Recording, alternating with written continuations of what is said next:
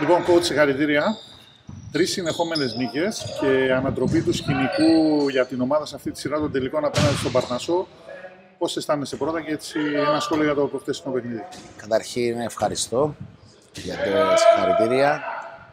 Ναι, όντως κάναμε ένα μεγάλο βήμα για την κατάκτηση του τίτλου μετά από 3 νίκες σερί.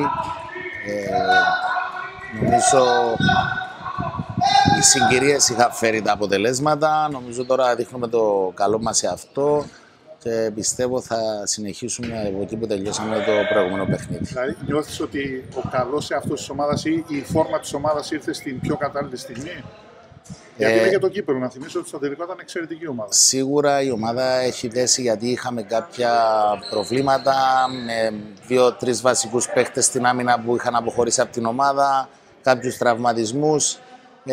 Δουλέψαμε αρκετά με τους καινούριους παίχτες που είχαν έρθει τα Χριστούγεννα και νομίζω η ομάδα έχει βρει τον ρυθμό της τώρα, έχει δεθεί και τα δείχνουμε στο γήπεδο. Το επόμενο παιχνίδι είναι στην έδρα του Παρνασσού. Ποιος είναι ο στόχος? Ο στόχος είναι να πάμε ακόμη όπως είναι πάντα ο στόχος η νίκη. Θα πάμε να κερδίσουμε και εκεί για να τελειώσουμε το πρωτάθλημα την επόμενη αγωνιστική. Από αυτό το παιχνίδι. Μάλιστα.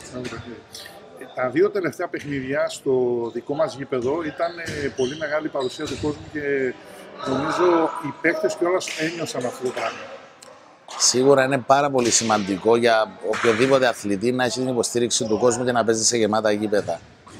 Φανταστείτε εμείς που έχουμε ένα πάρα πολύ φανταστικό κόσμο όπως είναι ο κόσμος της Ανόρθωσης, θέλουμε να τους ευχαριστήσουμε και ελπίζουμε να είναι πάντα δίπλα μας. Η ομάδα είναι πανέτοιμη για το παιχνίδι? Η ομάδα τύπα ξύλο είναι όλα τα παιδιά καλά από θέμα υγείας. Είμαστε έτοιμοι για το επόμενο παιχνίδι. Άρα χρωστάς ένα απολογισμό να όλα πάνε καλά μετά το επόμενο νικηφόρο τελικό. Ακριβώς. Καλή συνέχεια, καλή επιτυχία. Ευχαριστώ.